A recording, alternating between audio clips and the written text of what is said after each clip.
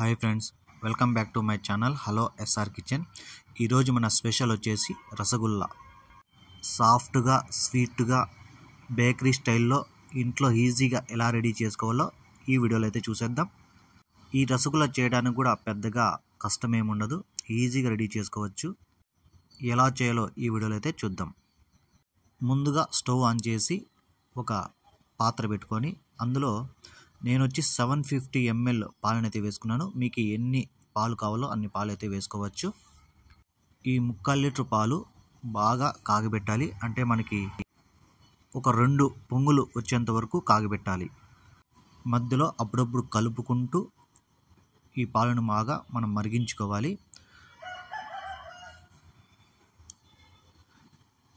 మనం ఈ పాలు కాగబెట్టేటప్పుడు మనకి పైన మీగడ వస్తుంది కాబట్టి అంతవరకు మనం కాగబెట్టుకోవాలి. ఇలా 2 సార్లు పొంగు వస్తే సరిపోతుంది.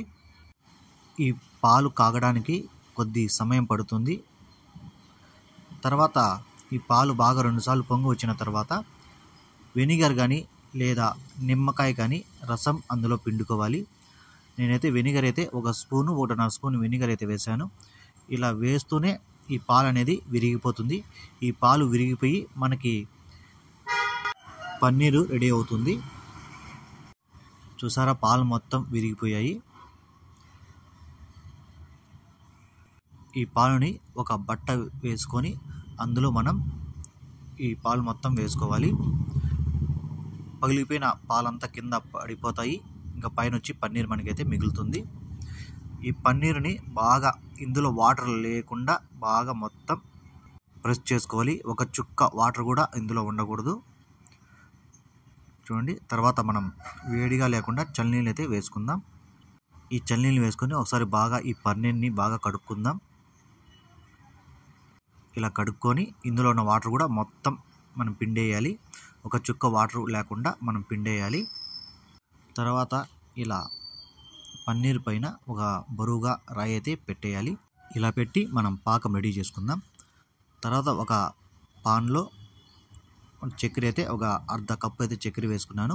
మీకు ఎంత చక్కెర కావాలో అంత వేసుకోండి. 1/2 కప్పు అయితే సరిపోతుంది. 1/2 కప్పు చక్కెరకి నేను 1 కప్పు వాటర్ అయితే యాడ్ చేశాను. ఇది బాగా పాకం వచ్చేంత వరకు మనం పాకం పట్టుకోవాలి. తర్వాత ఈ పన్నీరుని మనం బాగా నలుపుకోవాలి.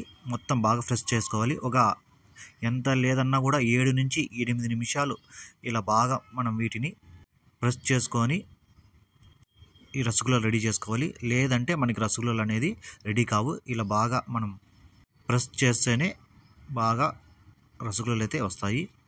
చూడండి, ఇలా ప్రెస్ చేసుకొని చేతులకి కొద్దిగా నెయ్యి పూసుకొని ఈ రసగుల్లా అనేది ఇలా రౌండ్గా మనకి ఎంత షేప్ కావాలో అంత షేప్ అయితే రెడీ చేసుకోవచ్చు. ఈ రసగుల్లాలు మనకి చూడండి ఇలా పగిలినట్టు ఉన్నాయి కదా, అలా వస్తేనే మనకి పర్ఫెక్ట్గా ఈ రసగుల్లా రెడీ అయిందని అర్థం. మామూలుగా గోధుమ పిండి చపాతీకి కలిపినట్టు వంటలు చేస్తే అది మనకి రసగుల్లా అనేది మంచిగా రాదు. ఇలా చీలినట్టు ఉంటేనే ఈ పాకంలో పోయి ఆ పాకం లోపలికి పోయి బాగా మనకి రసగుల్లా అనేది మంచి టేస్ట్గా ఉంటుంది. మనకి ఈ పాకం అనేది ఎక్కువ చిక్కగా ఏం అవసరం లేదు, తీగ పాకం వస్తే సరిపోతుంది.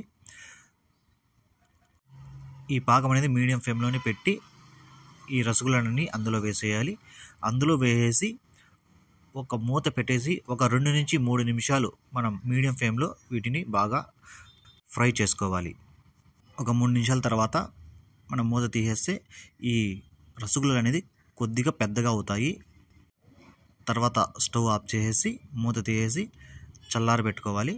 మనకి ఇవి బాగా చల్లారిపోయిన తర్వాత ఈ పాకాన్ని బాగా ఈ రసగుల్లాలు పీల్చుకొని మంచి టేస్ట్గా ఉంటాయి. ఇంకంతే, ఈజీగా రెడీ అయిపోయింది. చూసారు కదా రసగుల్లాలు ఎలా ఈజీగా రెడీ అయిపోయాయో. మీరు కూడా ఒకసారి చేసి తినండి. ఎలా వచ్చిందో కామెంట్ చేయండి.